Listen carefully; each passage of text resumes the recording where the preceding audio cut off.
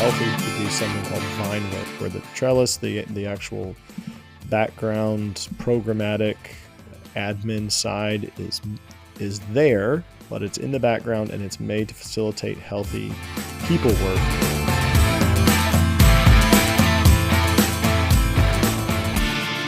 So thinking about that, talking about church discipline, so something we practice at Southside, and I'm sure other churches do a form of this, but we call them D groups. I know other churches call them small groups or something along those lines. But what are D groups? How does this fit into the whole discipleship within the local church? And then maybe just a couple of practical examples of what they look like and like how they've helped you guys, like individually. Like how have you, in D groups that you've been a part of, like how has that been fruitful in your life from being a part of those? Well, as someone who is not a member of Southside, I'll let y'all talk about Southside's D groups. Wow. Boo. Wow. Way to put salt in the wound. I pulled up the website, and so we have a little helpful link. If you want to go to ssbaptist.org/dgroups, you can look up exactly what we mean. But simply put, D groups are intentional small groups, 2 to 5 members of our church. And so when you come to our church, you become a member, like you really want to sink into this discipleship type work. It's with 2 to 5 members of Southside. If you grow outside of the 5, it's not like you're anathema if you sick, but you really can get you can hit a critical mass where things just start to disintegrate and you're not going to actually gain what you need to gain out of it. It needs to be intentionally small and then multiply from there. So 2 to 5 is what we recommend. And it's the same gender, very, very important part.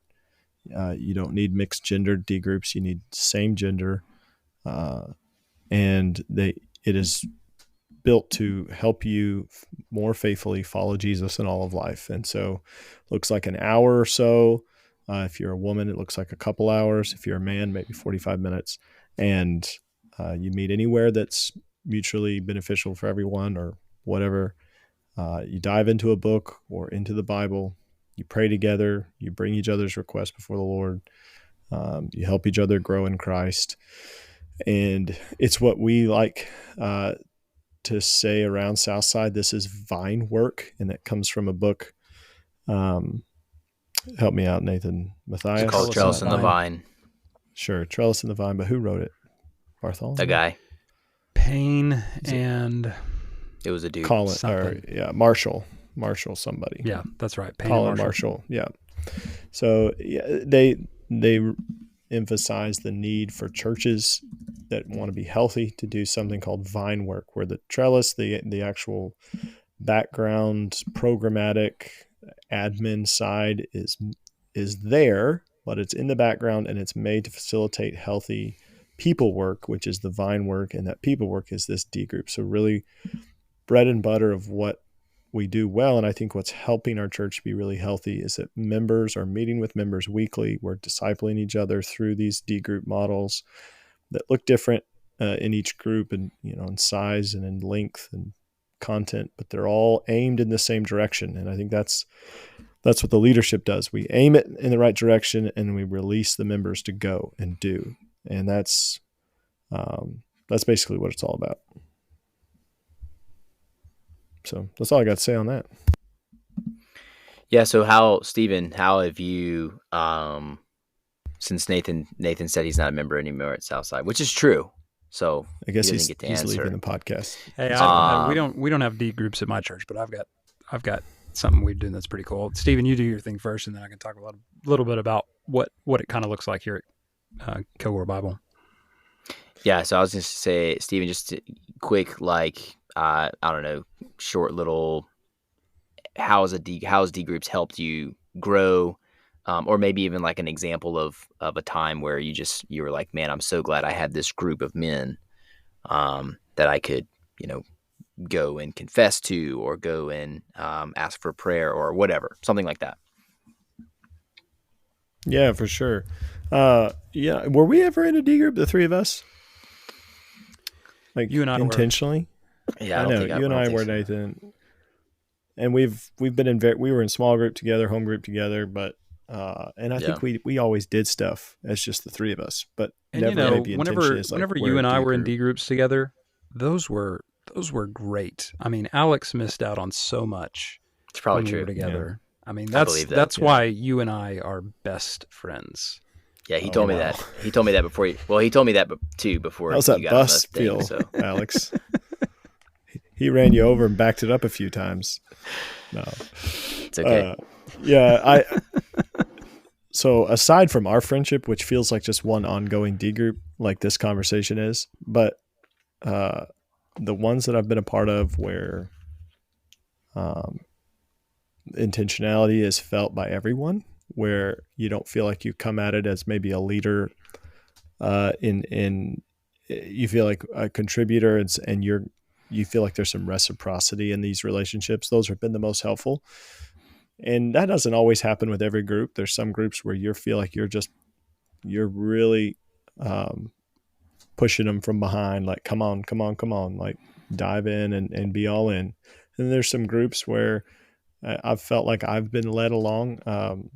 When I was with Nathan, um, that was a really good time to just feel like I wasn't the one necessarily having to lead all the conversation, because we just had some stud dudes, and with Caleb and Nathan, and there's always been the what I said in one of these episodes. What did I say? Discipleship is a two-way street. Like there's always that mutual relationship and that reciprocity that happens. It feels like it's the most beneficial.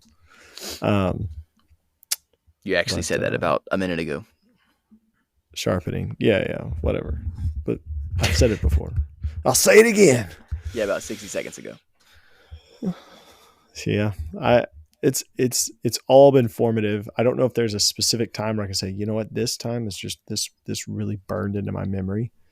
Um, but it's all helped me and grown me, because I've had some good D groups and I've had some not so good ones, and I think it's all just been helping me to be a better leader and a better discipler and a better follower. Yeah. So Nathan, what do y'all do at KBC? So we've got, particularly our women, they just started doing something that's real similar to this, but is a little more structured.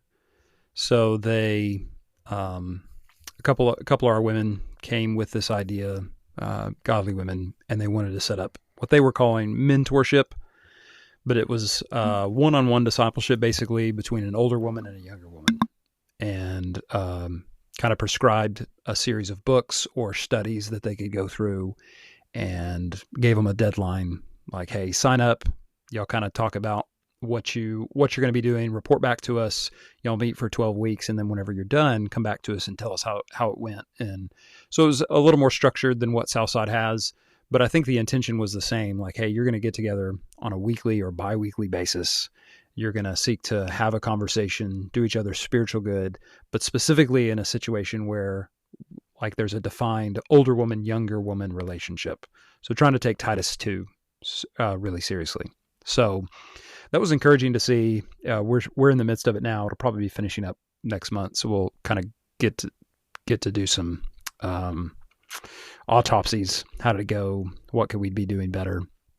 But I appreciated that that initiation of not just, hey, let's gather up people who are in the same life stage, and let's gather up people who are already in groups, but let's try to cross generational boundaries and have an older woman mentoring and discipling younger women. So I think that's a really good idea. We're gonna do some talking whenever it's done and see, like, hey, was this actually effective?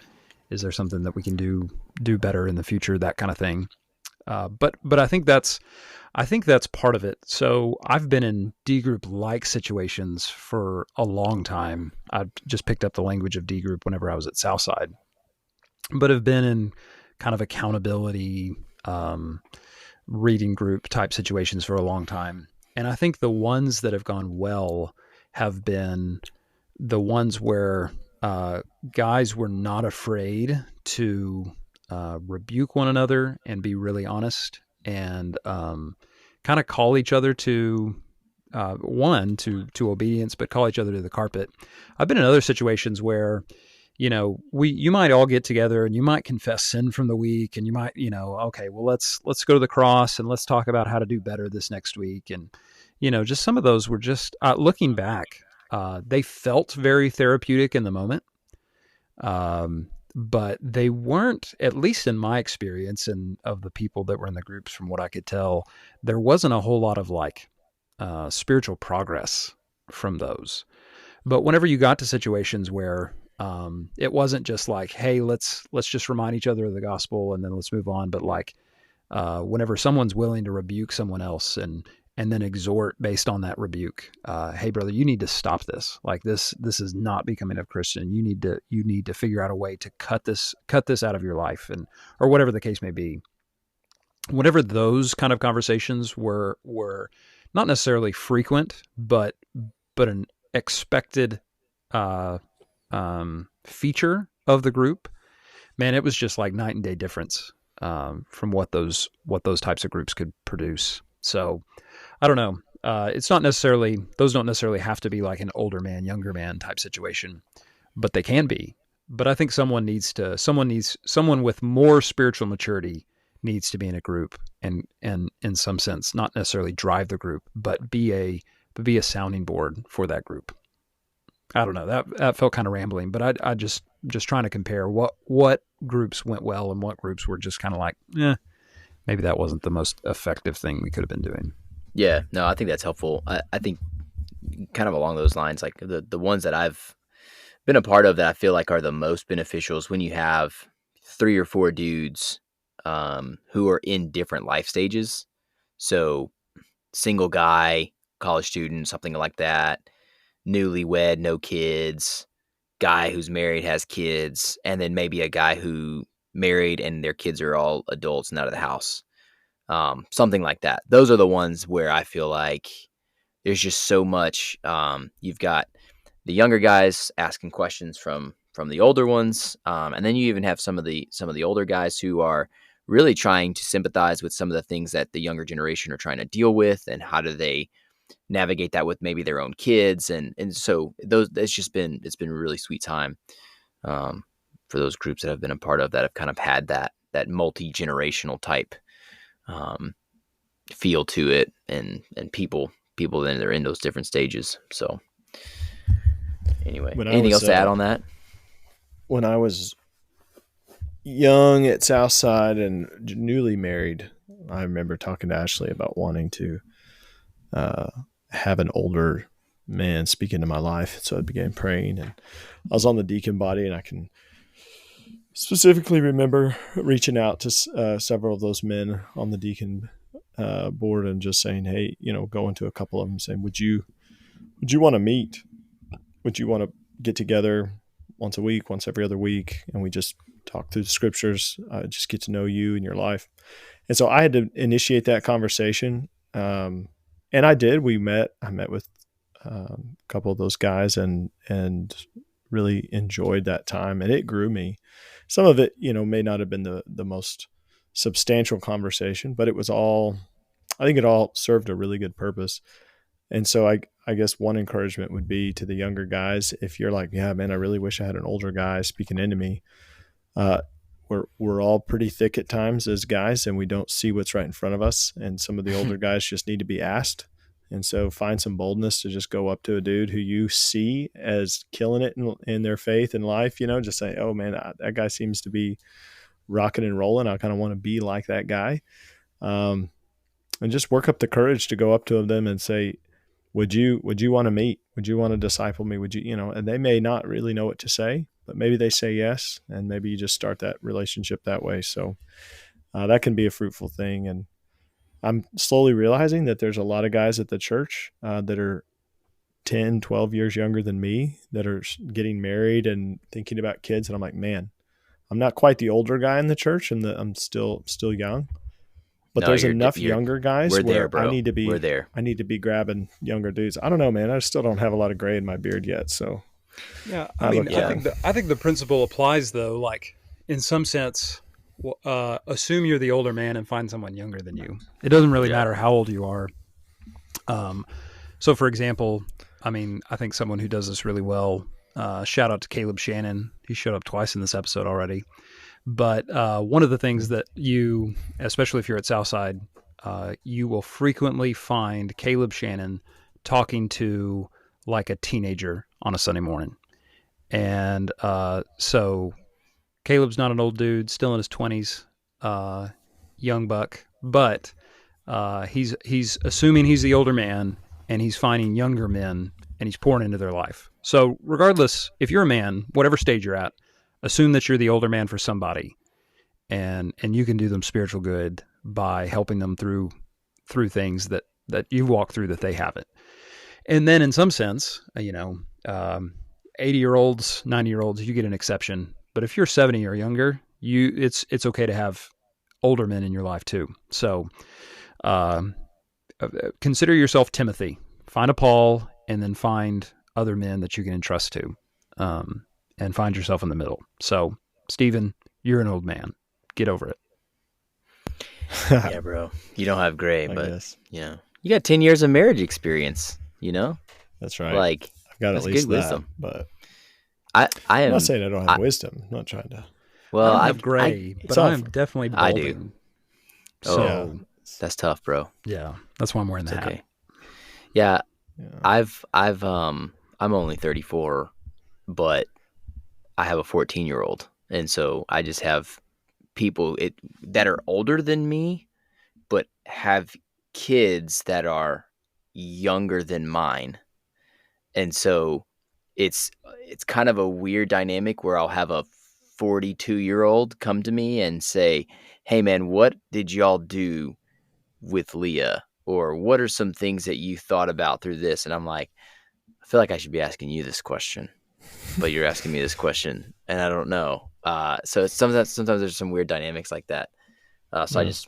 I'll come home frequently and tell Deanne, I'm like, I feel like I'm an old man, which is okay. It's not a bad thing to be an You're old the man. oldest one But- on this podcast, so Yeah, that's true. Yeah, that's true. Oh, dude. So men's breakfast last Saturday. This was an epiphany moment.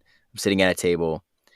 I'm the oldest one, and I realized that Justin Townsend is sitting there next to me, and he keeps saying over and over again, he's like, yeah, just looking to older guys, and he'd look at me, and I finally was like, Justin, why do you keep looking at me every time you say old guys? And then I'm looking around the table, I'm like, oh crap, I'm 8 years older than everybody at this table. What in the world? I was the old guy. So Cooper, I think, was the next oldest, and he's 26. So anyway, it's yeah. So Right. all right. Well, Hey, I got one last thing do it. to mention on discipleship, because I was reading Bonhoeffer. There's a movie out for Bonhoeffer now, so Yeah, I've been The Cost of revisiting some Discipleship, baby. Bonhoeffer, and just reminded again of some things he mentions in The Cost of Discipleship that I think are really good. One quote that he has is that earthly goods are given to be used, not to be collected. In the wilderness, God gave Israel the manna every day, and they had no need to worry about food or drink. Indeed, if they kept any of the manna over until the next day, it went bad. In the same way, the disciple must receive his portion from God every day. If he stores it up for a permanent possession, he spoils not only the gift, but himself as well, for he sets his heart on accumulated wealth and makes it a barrier between himself and God. Where our treasure is, there our trust, our security, and our consolation and our God. Hoarding is idolatry. And, he might be referencing more of the posture towards your physical goods, but I think spiritually, you've all been given gifts. You've been given much, and you've been required much. And I think in discipleship, you're passing on what you've been given. You're giving what you've been freely given. And it is a way of trusting the Lord and saying, it's not about me. It's about giving what I've been blessed with. It's about being a blessing to those because I've been blessed. And so, in terms of older man to younger man, that's what you're doing. You're passing on what you've been freely given. And these are like things not to be hoarded and kept back for yourself or to be leveraged only for your gain, but to be freely given, and to be, let the blessings flow. So I'm asking this question with I don't have an answer in mind. It's a genuine question. What do you tell an older man, um, who feels as though he really doesn't have much wisdom to share? Like, he's an older man, but he's like, man, I've messed up so much in my life. I've limped along. Like, I feel like I've accomplished very little. How, I mean, so I, anyway, yeah, I think y'all get the question that I'm asking. Like, what do you tell that guy? Um, how is he supposed to operate in this context? Yeah, I mean, I've had a guy. So I had in one of my D groups, I had a guy who we wanted him to. We wanted an older gentleman to be a part of our group, just specifically because we were all young dudes, and so wanted somebody older to be there. And this particular gentleman was kind of in that same boat. It's like, you just want me to be the token old guy. I don't really have anything good to say. But it ended up being, what me and this other brother told him, I was like, man, but you've done things that we've never done. You've experienced things that we've never experienced. And so even though you don't feel like that, like there's still something there for you to give to us, even if you don't feel like it's useful. And he was like, all right, I'll come, we'll do it. But I just don't think I'm going to be that helpful. And man, it was so good. Like it ended up being really good. We met for probably about a year or so, and went through the book Knowing God by J.I. Packer. And it was sweet. It was just a good time. And I think he really appreciated us, and we definitely appreciated him. And I think it was encouraging to his soul to just to come and be there and see that we truly valued his opinion. So if you are that guy who feels like you don't have any wisdom to give, like you do, you've got wisdom to give because you've lived life. And there's just things that you're going to experience. There's going to be things that you have done that a guy like me, or a guy who's in his 20s or whatever, they just haven't experienced yet. And so they're going to have questions, and you may have the answers, you may not. So I don't know if that answers your question, Nathan, but. No, I think it does. But I feel like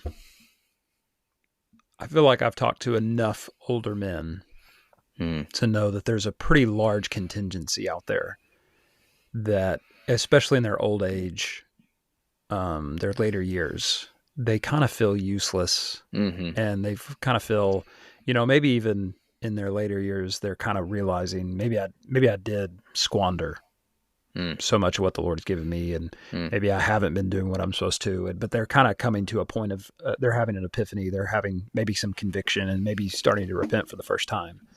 Not like repent for the first time, but repent of like investing in younger men. Like, they're in their 60s and their 70s, and they've never invested in another man in their life.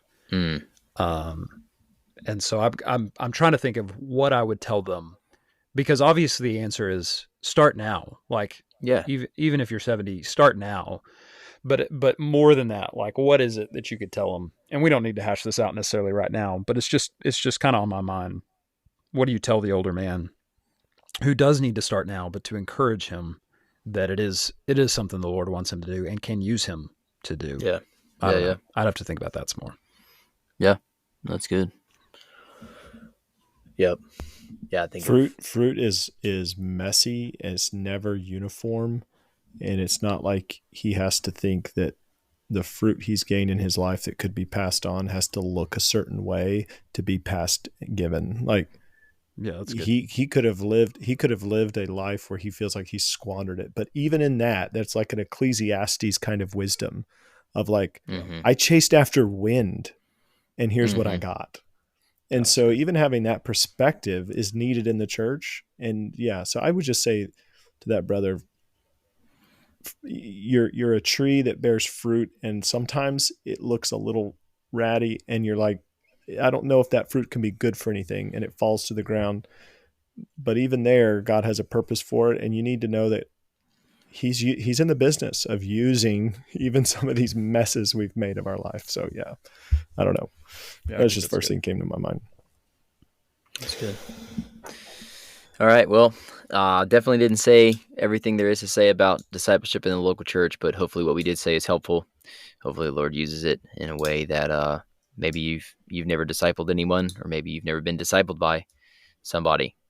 Hopefully you listen to this and you go out and you go fulfill the Great Commission, make disciples of all nations. The Lord commanded us to do it, so go out and do it. What are you reading? What are you listening to? What are you watching? Nathan McCravey. So right before recording this podcast, we as a family, we kind of had a Christmas day, put Christmas lights on the house, set up our Christmas tree, bought a new Christmas tree this year. Yeah, let's go. 1,200 lights on it. Holy smokes. It's go off, King. Amazing. So anyway, so we did that and we watched Elf. That's kind of like, we watched Elf as a family the other night. as like a kickoff to our Christmas festivities. So good. So we just finished that. Books that I'm reading. I just started yesterday or the day before a book called The Biggest Brother. And it's a biography of Richard Winters, who was the platoon leader in Easy Company in World War II. So if you're familiar with Band of Brothers, the miniseries on HBO, it was first a book by Stephen Ambrose, but it was a story of this platoon in World War II. But this book is a biography of like the guy who led Easy Company, called Dick Winters. And so it's a biography of him, and just kind of like how did he come as a man to enlist in the army, and then walking through World War II in his eyes. So it's been good so far. Man, that's cool. What am I reading? Currently a lot. Picked up, in the Word, I'm reading through Isaiah, Jeremiah, and through the minor prophets, trying to get ready to teach 7th graders the next 3 weeks through those. I just finished Atomic Habits by Clear, which was a really good book. Highly recommend. Just super practical in terms of trying to order your life a little better. I've had Peterson's 12 Rules for Life on my shelf for a while, and I recently, after finishing Clear's book, I'm like, I need to dust this off and try to crack it open. And so I've been slowly eating through that. I have a chapter in, and it's I read it at night, and it's probably too intellectually thick for a late night read. So I probably need to change my habit there, but it's good. Doesn't sound very atomic. Yeah, right. Well, his whole point is like small things. So even like bedtime, 3-4 pages, you'll eat through a book. You know, it's this plodding along kind of mentality. So it all builds. And there's Rise and Triumph of the Modern Self by Truman is one that I was challenged to read, and I'm gonna slowly try to get through that too. So that's there's a thick some boy. thicker books on my shelf that I'm like a little daunted by, but I need to put on my big boy pants and get to chewing them. Yeah, I get the privilege of staring up. What are you watching? What am I listening to?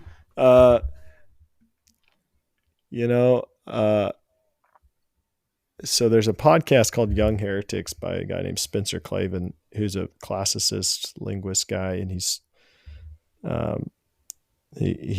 really knowledgeable in the great books. And since I'm trying to learn and teach myself how to teach these great books, he just did a series on the Odyssey, and he finished it off. There's actually a movie coming out here soon in December on the Odyssey, on Odysseus. Yeah, oh, really? on Odysseus's on the last book of the Odyssey, and when he comes home, in book 22, it's called Return, or The Return, where he just goes off on these suitors and basically kills everybody that was trying to, usurp the throne. And anyway, it's a it's a ball in part of the book. It's a little crazy, but I'm trying to learn so I'm listening to that. I'm trying to listen and get myself acquainted with these books and how to teach them well and think through these issues. And so he calls himself a Christian on the podcast, but he lives a homosexual lifestyle. So a lot of big question marks there. And I don't like to think about that as I'm listening to him, because I still want to like get a lot from the guy. So I'm like, I think, but it's good. It's good material. So, yeah, that's what I'm listening to right now. Watching anything? We just watched Elf, Little House on the Prairie tonight as well. There you go. So, Little House on the Prairie for the win, man. Episode 12 tonight. Kids are loving it. So I'm reading Fox's Book of Martyrs right now. I just started reading it in prepping for preaching on Stephen in Acts 7, and it's just been sad, but it's super encouraging that these brothers and sisters all throughout church history who were just literally willing to die, and so it just makes you consider your own life and, man, would I be willing to do this in the face of adversity, in the face of persecution? So Fox's Book of Martyrs. And then been watching a ton of Dude Perfect, but Deanna and I started the Rings of Power series. So we're 3 episodes in to the Rings of Power. Do you feel dirty? Do you feel dirty for doing that? Feels like something you should have confessed to us a long time ago. Yeah. Do you feel like you should there feel like a traitor, like a sellout? They came out 2 years ago, so I don't feel like a sellout. I feel like I've waited an appropriate amount of time. I know. I know when they came out, but it's good so far. So it's Deanne's asking me a bunch of questions, and I'm like, I don't know. I've never read these books, so I don't know about the fall of Numenor and all that kinds of stuff. I know kind of semi what happens, but look, I just have Dwarvish tattooed on my body. I don't know. That's right. That's right. One of those hypocritical tattoo guys. Guys, we've already done this episode. That's right. But anyway, it's all happening before Sauron comes to power. So, anyway, so it's been good. And it's fun. It's always fun to because it's something I enjoy. Obviously, Deanne's obviously not like a huge Lord of the Rings person, but she's enjoyed it. So that's been fun for us the kids go to bed and then we go, hey, you want to watch an episode? She's like, yeah. So that's fun. And then I haven't really been listening to I just listen to my normal podcasts. But music, been really listening through, Blake sent out this list of what he calls generational hymns. So I was listening to those today while I was at work, and they're just so encouraging. Listen to Capitol Hill's new album, Dead's Alive. I guess so. Is that what? Yeah, that's what it is. Yep. Dead's Alive by Capitol Hill. Then this goes hard. Yeah. So yeah, it's been good to just listen to those, and anyway, so listen to a ton of Forrest Frank too. That dude's a beast. Listen, when my 2-year-old is singing "God is Good" all the time, if he ain't, then you lying. Feels like I'm doing something right. Okay, so you ain't doing something wrong. Yeah, that's a bop. That's a bop. Yeah. So today we were actually driving, and the whole family, minus Locke, is singing "God is Good" all the time. So it was fun. It's cool. Anyway. All right. Well, we'll probably, I don't know, there may be some bonus Christmas episode that we throw in there. Maybe we'll talk about the birth of Christ and the incarnation. I don't know. That'd be cool. But it's also super busy. So we may see you on the flip side of Christmas in 2025. You may catch us before then. But if not, yeah. You got to come up with a good closer. Yeah, man. I don't know. That's your homework for next episode. Listen. No one's paying us to do this, okay? So we're gonna clean it up. Y'all have a Merry Christmas if you don't hear from us, and live for Christ in all of life. We'll see y'all later.